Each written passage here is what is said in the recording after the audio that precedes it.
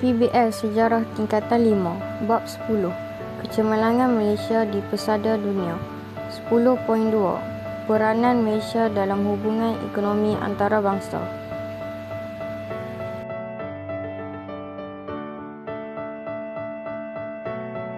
Malaysia mengamalkan ekonomi pasaran bebas selari dengan perkembangan yang berlaku dalam ekonomi antarabangsa.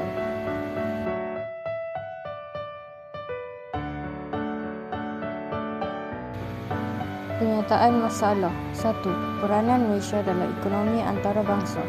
2. Cara Malaysia menghadapi dan menangani masalah kemelesetan ekonomi. 3. Faktor kemelesetan ekonomi dan peristiwa kemelesetan ekonomi yang berlaku di Asia.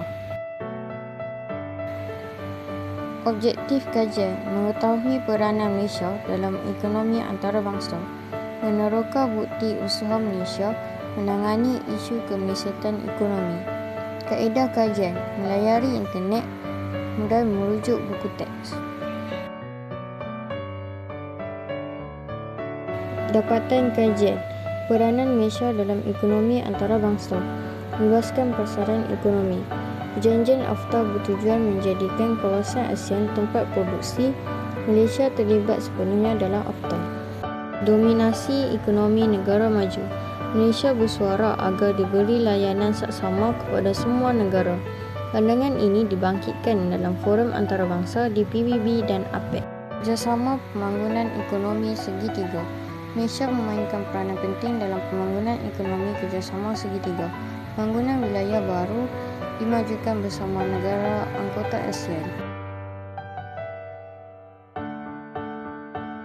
Menangani kemelesetan ekonomi. Kebanyakan negara Asia termasuk Malaysia menghadapi kemelesetan ekonomi. Mengantarabangsakan sistem kewangan Islam. Malaysia membangunkan sistem kewangan Islam yang progresif dan komprehensif menyumbang kepada keberkesanan sektor kewangan. Cara Malaysia menghadapi dan menangani masalah kemelesetan ekonomi. Menurut Tun Mahathir, spekulasi mata wang menyebabkan pelabur luar menarik pelaburan mereka di Malaysia sehingga menjejaskan ekonomi Malaysia. Malaysia didesak menggunakan pelan perancangan tabung kewangan antarabangsa, namun Malaysia enggan menerimanya. Malaysia menggunakan pendekatan sendiri dengan menambat kadar pertukaran ringgit kepada dolar. Video cara Malaysia menangani kemelesetan ekonomi. Kehebatan Malaysia menghadapi krisis. Krisis ini telah menyebabkan Malaysia menghadapi tekanan dari segi defisit akaun semasa, rizab asing yang rendah dan hutang luar yang semakin meningkat. Seperti negara-negara lain, Malaysia juga turut menerima tawaran bantuan kewangan daripada International Monetary Fund (IMF). Namun, kerajaan Malaysia telah menolak tawaran tersebut. Antara faktor kerajaan menolak IMF adalah kerana terdapat syarat-syarat yang kelihatan bakal membuatkan ekonomi dan sosial menjadi lebih teruk. Walaupun begitu, terdapat juga negara serantau menerima tawaran ini bagi memulihkan ekonomi mereka pada masa tersebut. Selepas menolak tawaran IMF, Malaysia telah memperkenalkan satu model ekonomi baru untuk mengurangkan tekanan krisis dan menstabilkan ekonomi pada tahun 1998. Antara kandungan pakej tersebut adalah seperti berikut. Pengurangan kadar faedah yang membolehkan syarikat-syarikat dan pengguna mempunyai peluang bernafas kembali dengan pinjaman. Menstabilkan mata wang ringgit dengan mengikat dolar Amerika iaitu $1 bersamaan RM3.80. Ia dapat menghentikan turun naik mata wang. Perdagangan ringgit ditutup di luar negara serta perdagangan saham di Singapura. Mengawal aliran modal, terutamanya aliran modal jangka pendek oleh pelabur asing dan rakyat tempatan.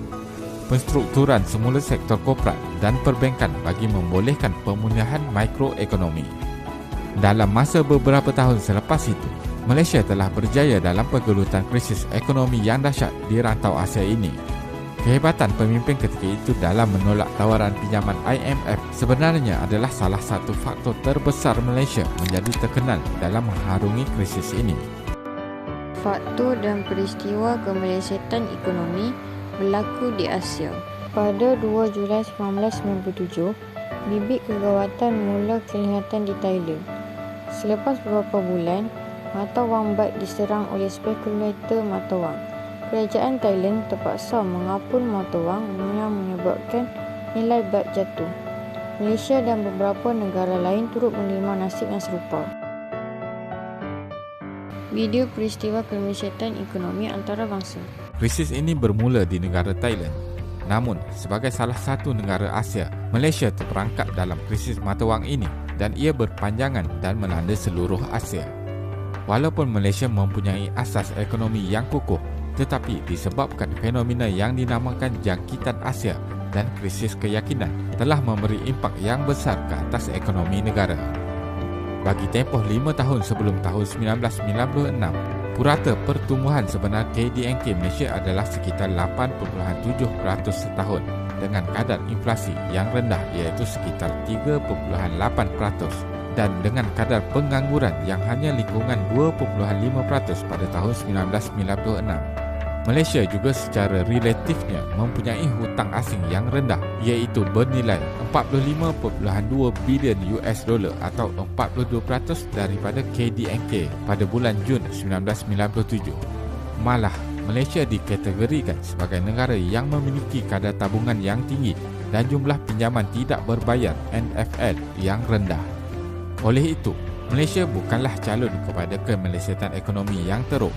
Fenomena ekonomi yang mungkin berlaku ialah mengalami pertumbuhan yang perlahan, tetapi bukannya kegawatan ekonomi dan kewangan yang serius seperti yang telah berlaku.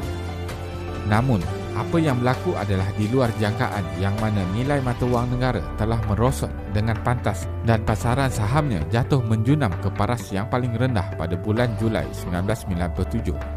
Krisis ini bermula dengan aliran keluar modal secara besar-besaran dari pasaran kewangan tempatan di Thailand sebelum merebak dengan pantas ke negara-negara jiran hinggalah di Korea Selatan. Ekonomi Thailand kelihatan seperti lumpuh, memberi impak negatif dalam beberapa sektor terutamanya kewangan, hartanah dan pembinaan. Nilai mata wang baht pula susut dengan pantas dan kehilangan lebih daripada separuh nilai asalnya. Ringgit pula mula mengalami penurunan nilai 2 minggu selepas baht diapungkan pada 2 Julai 1997. Kejatuhan nilai baht telah menimbulkan kesangsian pelabur dalam kadar tukaran serantau. Pasaran saham DBSKL juga turut jatuh mendadak dengan nilai indeks komposit telah menjunam ke paras 600 mata pada akhir tahun 1997. Jangkaan negatif ini telah menyebabkan ringgit mengalami penurunan yang amat teruk mencapai RM4.88 untuk 1 US dolar pada 7 Januari 1998. Ekoran daripada fenomena yang berlaku di Thailand ini telah menyebabkan ekonomi dan mata wang negara di Asia Tenggara lumpuh dan merosot. Kebanyakan pelabur mula menekan butang panik dengan mengeluarkan sejumlah kredit daripada negara-negara yang terlibat. Perkara ini membuatkan masalah yang lebih parah dan mendorong lebih banyak kebangkrapan. Kesan ekonomi terhadap Malaysia. Kerajaan terpaksa membelanjakan berbilion ringgit untuk menyelamatkan syarikat-syarikat. Kadar pengangguran telah meningkat dengan kadar 83,865 orang telah dibuang kerja. Kerajaan turut mengambil langkah berjimat cermat dalam sektor pendidikan. Kesimpulannya, Malaysia memainkan peranan penting dalam perkembangan ekonomi antarabangsa. Usaha membangunkan ekonomi perlu diberikan sokongan.